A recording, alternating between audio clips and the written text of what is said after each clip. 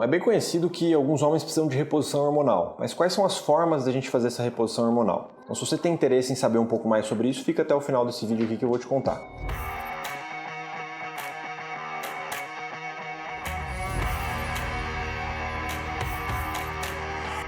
Meu nome é Igor Coimbra, eu sou urologista e andrologista e hoje a gente vai bater um papinho sobre reposição hormonal. A primeira coisa que a gente precisa sempre relembrar é quem de fato precisa de reposição hormonal. Por que isso? Porque hoje em dia é muito comum que pessoas que não precisem de reposição hormonal usem esse tipo de medicação com objetivo estético ou de performance, principalmente para academia ou, enfim, para qualquer coisa.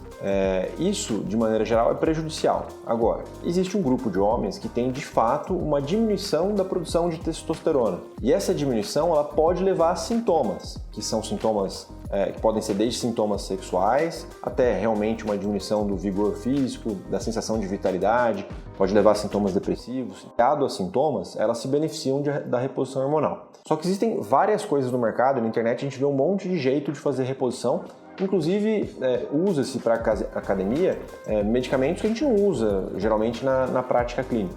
Então, como que a gente faz isso na prática, né? A primeira coisa é que nem todo homem, mesmo que precise de reposição hormonal, pode fazer uso de testosterona exógena, ou seja, a gente não pode pegar a testosterona pronta e botar para dentro do corpo. Por que isso acontece? Quando a gente põe testosterona de fora do corpo para dentro, a gente bloqueia a nossa própria produção. Então, homens mais jovens que ainda têm desejo reprodutivo, ou seja, ainda têm vontade de ter filhos, a gente não pode fazer esse bloqueio. Não adianta a gente pegar a testosterona de fora e botar para dentro, porque acaba bloqueando o nosso eixo. Eu sempre gosto de comparar com uma fábrica, né? O testículo, que é onde produz a testosterona, é o funcionário e a hipófise, que fica no nosso cérebro, é o chefe. Se a gente tem um funcionário que trabalha bem, o chefe não precisa ficar em cima.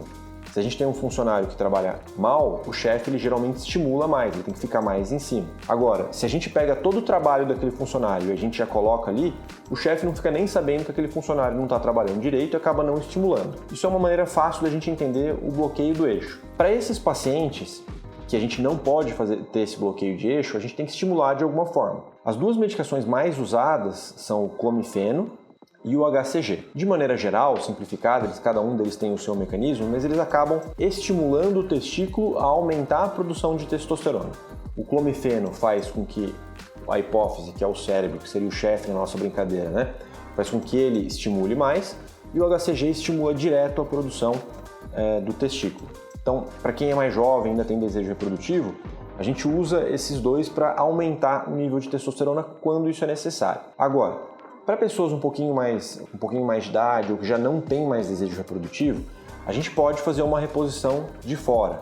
Porque mesmo que bloqueie o eixo, isso não tem tanto problema, a gente já vai estar repondo de qualquer forma. Quais são as formas da gente fazer isso, né? Então, a primeira forma que eu acho bem interessante para começar é com gel. Então, a gente tem uma formulação de gel de testosterona, que a gente geralmente aplica pela manhã, a maior parte das pessoas acaba aplicando no ombro ou na face de dentro do braço, e ele absorve a testosterona pela pele. Por que isso é interessante, né? Porque diferente das próximas maneiras que eu vou falar que são injetáveis, como essa é tópica, né, pela pele, se existir algum efeito colateral, a gente consegue suspender rápido e o efeito dela também vai acabar saindo rapidamente. Com essa formulação tópica, os níveis de testosterona eles têm uma tendência a se manter mais estáveis, então a gente evita flutuações muito grandes da testosterona. Então isso é interessante, principalmente para quem está começando uma reposição hormonal. Qual que é a desvantagem? A desvantagem é que eventualmente algumas pessoas podem achar chato ter que sempre passar aquela medicação, então todo dia tem que passar, e precisa ter um cuidado para ela secar sem encostar em ninguém, porque como tem testosterona ali, se você encosta alguém, como por exemplo o filho ou o cônjuge, pode passar a testosterona, então precisa limpar e tem que ter esse cuidado também, precisa esperar secar bem. A próxima maneira que eu queria falar sobre é a maneira injetável, né? Então a gente tem duas principais aí, que são as de mais curta duração, que a gente geralmente aplica entre 2 a 3 semanas, e as de longa duração, que a gente consegue aplicar de 3 em 3 meses. Então, essa mais curta, um exemplo comum dela é o Deposteron, a gente aplica aí uma vez a cada 2, 3 semanas, isso depende do que a gente vai vendo do nível de testosterona. Ela tem uma tendência a fazer um pico, mas com o uso prolongado, a gente consegue manter ela dentro de uma faixa legal. O Nebido ou Ormus, que é essa que a gente usa e que é uma formulação que tem uma ação mais longa, geralmente a gente aplica uma vez a cada 3 meses e ela tem uma ação prolongada. Qual que é a vantagem e desvantagem de cada um? Então, quanto mais longo é a medicação, mais difícil da gente reverter, porque uma vez que você colocou para dentro do corpo, não tem como a gente reverter. Então, se tiver algum efeito colateral, é um pouquinho mais chato ali da gente lidar com aquilo, a gente tem que esperar aquele tempo passar. Então, eu acho que é interessante essas formulações mais longas em pessoas que já fazem uso contínuo aí de reposição hormonal, você já sabe que a pessoa responde bem, e daí você evita que ela fique tomando uma picada no braço toda hora, né? Ou no braço, ou no glúteo, você evita aí que fique sempre tomando uma injeção.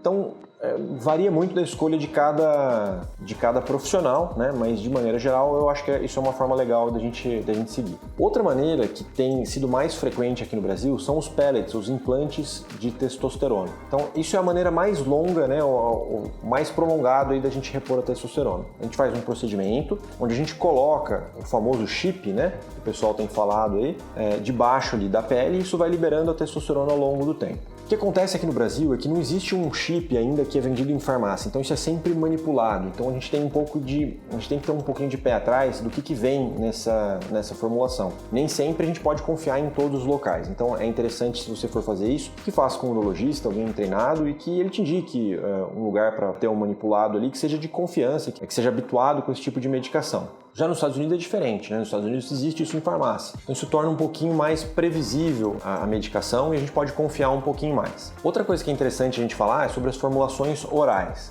Então, de maneira geral, dentro da medicina a gente usa pouco ou quase nada. Aqui no Brasil não deveria usar muito as reposições que são orais, né? Por quê? Quando a gente toma uma medicação por boca, o nosso intestino, quando absorve, acaba levando aquilo para passar pelo fígado. E esse mecanismo, que a gente chama de mecanismo de primeira passagem, ele pode lesar o fígado em algumas formas. Então, de maneira geral, a gente tenta evitar essas reposições orais, né? É mais difícil da gente achar. Fora do Brasil, existem formulações orais que não são absorvidas da mesma maneira. Eles são absorvidos pelos vasos linfáticos e acabam não passando pelo fígado e se tornam assim seguras, né? Existe também lá fora outras formulações, até nasais, de absorção de testosterona. Então são várias formas diferentes que acabam não sendo tão comuns aqui na nossa prática. Mas é interessante saber que quando a gente tem aqui no Brasil que fazer uma reposição, é interessante que a gente evite as medicações orais. A gente use ou tópico, que é esse que a gente passa na pele, ou injetável. Se você achou esse vídeo interessante, acha que alguém pode se beneficiar dessa informação, curta aqui esse conteúdo, compartilhe e não esqueça de se inscrever no canal para que a gente possa cada vez crescer mais e levar isso para mais pessoas. Um abraço e até a próxima!